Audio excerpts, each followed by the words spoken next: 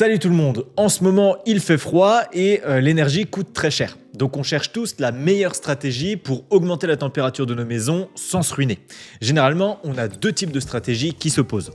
La première, c'est de chauffer par intermittence, c'est-à-dire chauffer quand on est à la maison et éteindre quand on part.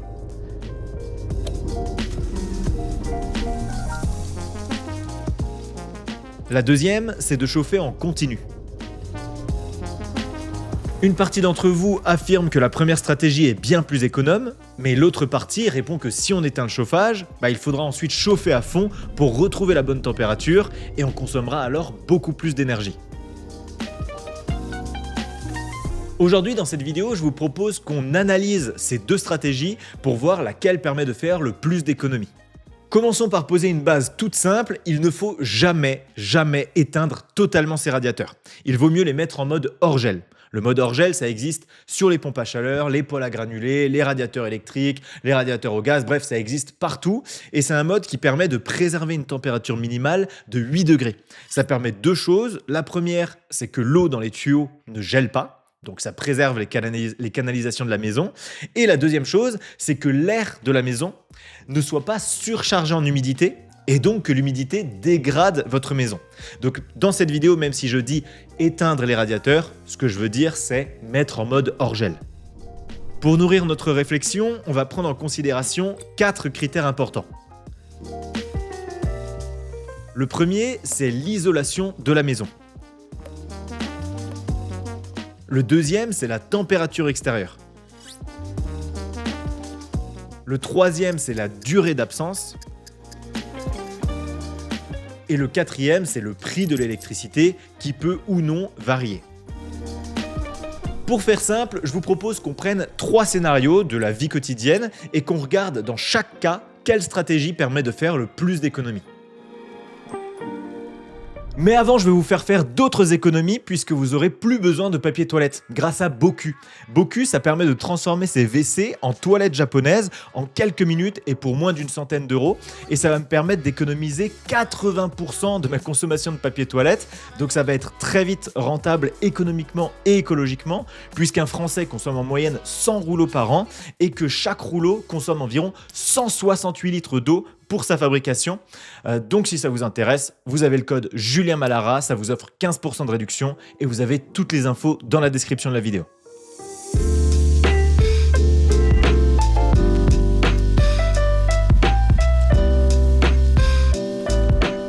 Revenons à nos histoires de chauffage avec le scénario numéro 1, je pars au travail. Si on regarde nos 4 critères, je vois que 1. Ma maison est très bien isolée.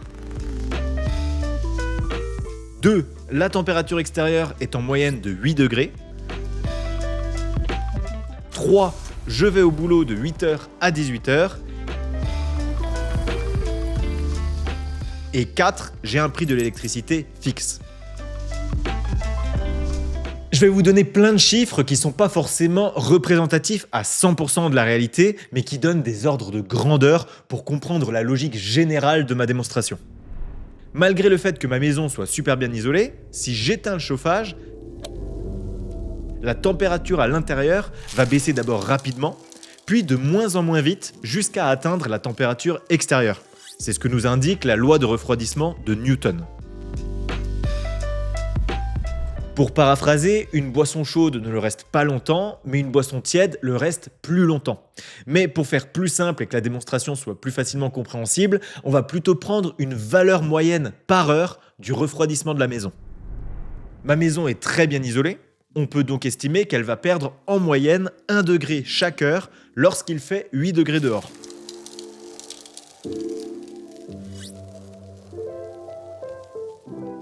S'il fait plus froid ou si la maison est moins bien isolée, la température chuterait logiquement plus vite. C'est ce que nous indique la loi de Newton.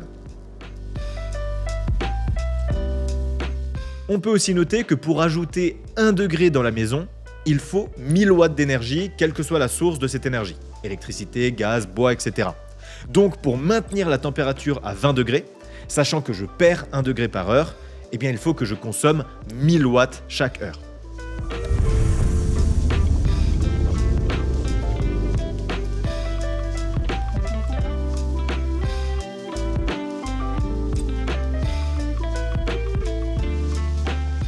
Commençons par la stratégie continue. Je maintiens la température à 20 degrés de 8h à 18h pour que la maison soit chaude quand je rentre du travail. Je vais donc consommer 10 heures fois 1000 watts, ce qui est égal à 10 000 Wh.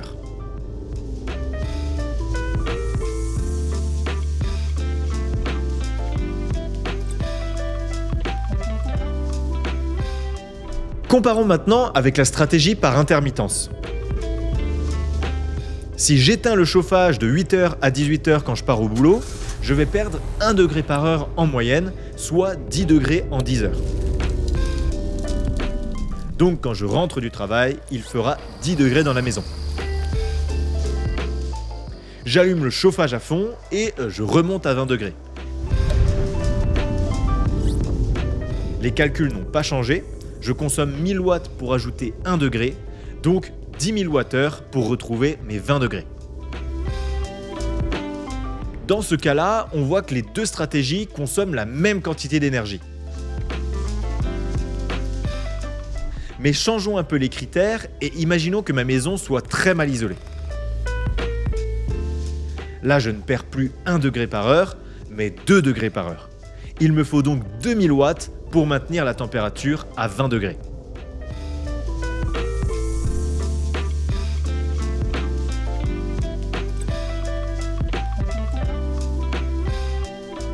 Avec la stratégie continue, je vais maintenir la température à 20 degrés de 8h à 18h. Je vais donc consommer 10 heures fois 2000 watts, ce qui est égal à 20 000 Wh.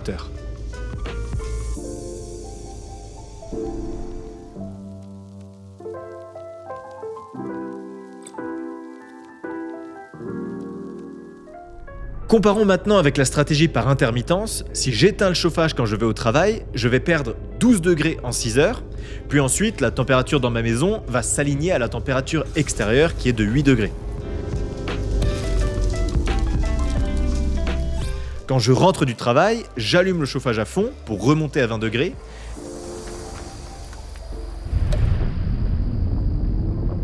Les calculs n'ont pas changé, même si ma maison est moins bien isolée, je consomme toujours 1000 watts pour ajouter 1 degré. Donc 12 000 Wh pour retrouver mes 20 degrés. Dans ce scénario, on voit bien que la stratégie par intermittence consomme moins que la stratégie continue. Même si ça reste un calcul très théorique, c'est une démonstration théorique encore une fois, ces résultats, ces ordres de grandeur, ils ont été confirmés par des rapports de l'ADEME, par des scientifiques du Slow It Project, plein de sources que je vous mets dans la description de la vidéo. Mais si on veut en avoir le cœur net, je vous propose qu'on voit ensemble le deuxième scénario.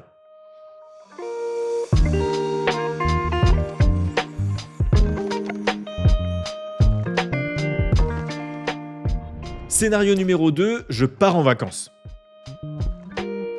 Si on regarde nos 4 critères, on a numéro 1, ma maison est très bien isolée.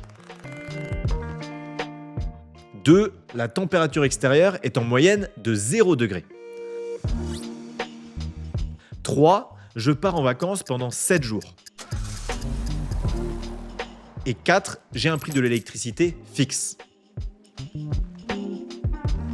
Comme dans le scénario 1, ma maison est toujours très bien isolée. Mais vu que maintenant il fait bien plus froid dehors, elle ne va pas perdre 1 degré en moyenne par heure, mais plutôt 1,5 degré. C'est ce que nous indique la loi de Newton qu'on a vue tout à l'heure. Donc dans ce cas-là, maintenant je consomme 1500 watts chaque heure pour maintenir la température à 20 degrés. Et par contre, si je veux remonter la température, je consomme toujours 1000 watts par degré.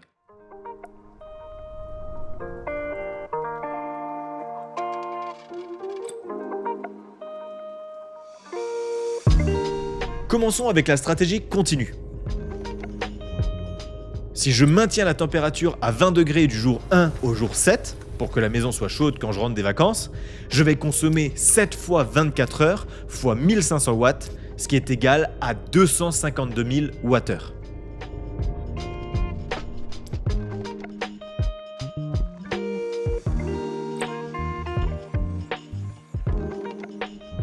Comparons maintenant avec la stratégie par intermittence. Quand je pars en vacances, je mets le chauffage en mode hors gel sur 8 degrés. Vu que là, la différence de température entre l'intérieur à 8 degrés et l'extérieur à 0 degrés est plus petite, la loi de Newton nous dit que je ne vais pas perdre en moyenne 1,5 degré par heure, mais plutôt 0,5 degré par heure. Donc il me faut seulement 500 watts d'énergie pour maintenir la température à 8 degrés sur 7 jours, soit 84 000 Wh. Quand je rentre de vacances, j'allume le chauffage à fond et je remonte à 20 degrés. Les calculs sont toujours les mêmes, je consomme 1000 watts pour ajouter 1 degré, donc 12 000 Wh pour retrouver mes 20 degrés.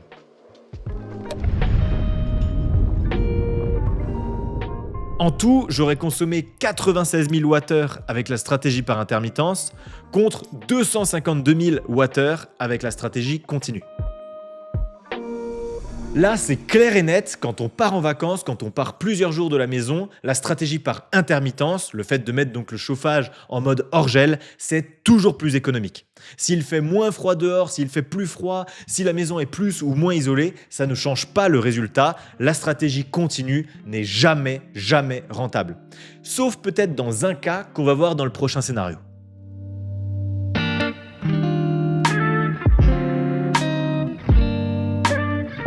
Scénario 3, je vais me coucher. Si on regarde nos 4 critères, on a numéro 1, ma maison est très bien isolée. Numéro 2, la température extérieure est en moyenne de 8 degrés. 3, je vais me coucher de 23h à 7h du matin.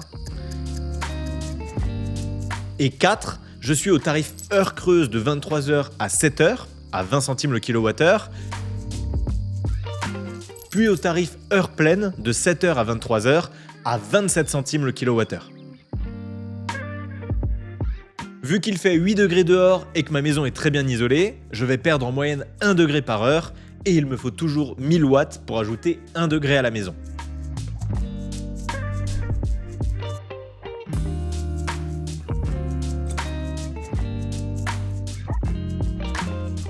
Commençons par la stratégie continue. Je pars me coucher, je maintiens la température à 20 degrés, de 23h à 7h du matin, pour que la maison soit bien chaude quand je me réveille. Je vais donc consommer 8 heures fois 1000 watts, ce qui nous fait 8000 Wh.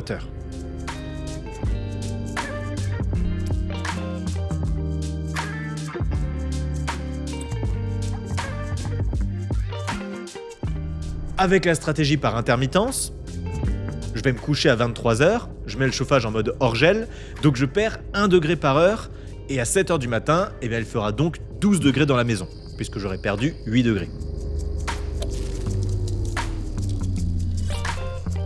Je me réveille, j'allume le chauffage à fond, et je reprends mes 8 degrés pour passer de 12 à 20, ce qui me fait consommer 8000 Wh.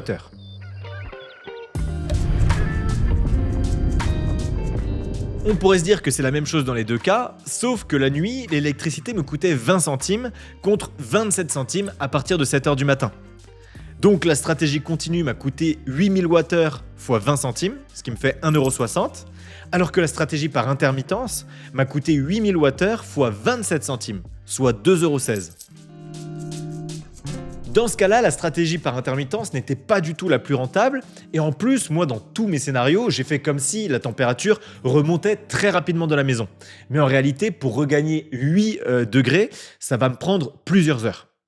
Si on voulait une stratégie optimale, ce qu'il faudrait faire, c'est baisser la température de 2 ou 3 degrés dans la nuit, mettre le chauffage en mode économie, et remettre le chauffage en mode normal 2 à 3 heures avant de me réveiller. Comme ça, je profite des heures creuses pendant que la maison reprend en chaleur. Et en plus, quand je me réveille, il fait 20 degrés. Donc, j'ai du confort et en même temps, j'ai fait un maximum d'économie.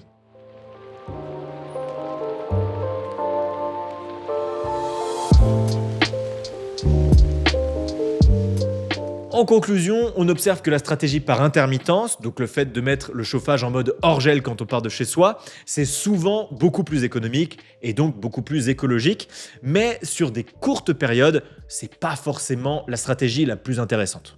Si vous allez au boulot, que vous allez dormir pendant 8 heures, on va dire, ça sert à rien de se mettre en mode hors gel. Il vaut mieux se mettre en mode économie, 2-3 degrés en dessous, et réactiver le mode normal quelques heures avant de rentrer ou de vous réveiller, afin de ne pas se cailler les miches avec une maison à 8 degrés. Alors moi j'ai fait le test, je suis parti 10 jours en vacances, j'ai totalement éteint le chauffage en me disant ça sert à rien de consommer pour rien. Oui, mais quand je suis revenu, la maison était super humide parce que j'ai pas mis le mode hors gel, moi j'ai été bête. Et puis en plus, la maison, elle s'est pas réchauffée en quelques heures, elle a mis 20 heures à regagner à peu près 20 degrés. Donc, c'était une expérience qui m'apprendra à me mettre en mode hors gel et surtout à réactiver le chauffage une demi-journée, voire une journée avant qu'on rentre en fonction de la température qu'il fait, quoi. Pour réduire vos besoins en chauffage et vérifier que votre maison n'a pas trop d'humidité, ce qui serait mauvais pour votre santé, je vous conseille d'acheter et de mettre un peu partout ce genre de petits thermomètres hygromètres qui vont vous donner la température et l'humidité de votre maison. Ça vous permet de vous dire, pas besoin de chauffer beaucoup, ou au contraire, si l'humidité dépasse vraiment les 60%, les 70%, c'est pas trop bon pour la santé. Donc on réaugmente un peu le chauffage pour enlever de l'humidité de l'air. C'est vachement pratique. Je vous ai mis le lien de ces thermomètres dans la description. Vous en achetez un peu et vous en mettez partout. Voilà. Et si vous avez vraiment trop d'humidité dans votre maison, je vous ai mis le lien d'un super déshumidificateur d'air dans la description. C'est vraiment une solution qui fonctionne très très bien. Et utilisez pas des pastilles ou des trucs comme ça, prenez vraiment un déshumidificateur électrique qui absorbe l'humidité dans l'air. Et après, pensez surtout à vider le déshumidificateur une fois qu'il est rempli d'eau, quoi. Moi, je connais des gens qui l'ont gardé pendant des mois rempli d'eau. Ça sert plus à rien du coup. Voilà, il marche plus. J'espère que cette vidéo, un petit peu plus courte, mais qui nous a quand même demandé pas mal de travail sur le motion design et sur les recherches, vous a plu, vous a permis d'y voir un peu plus clair sur la meilleure stratégie pour faire le plus d'économie d'énergie. N'hésitez pas à me poser des questions dans les commentaires, à compléter un peu tout ce que j'ai dit dans cette vidéo. Merci de l'avoir regardé jusqu'à la fin, et je vous dis à très bientôt sur cette chaîne. C'était Julien Malara. Salut! Hey, it's been a long time and I miss the feeling. It feels like freedom, it feels like healing. Floating off the floor,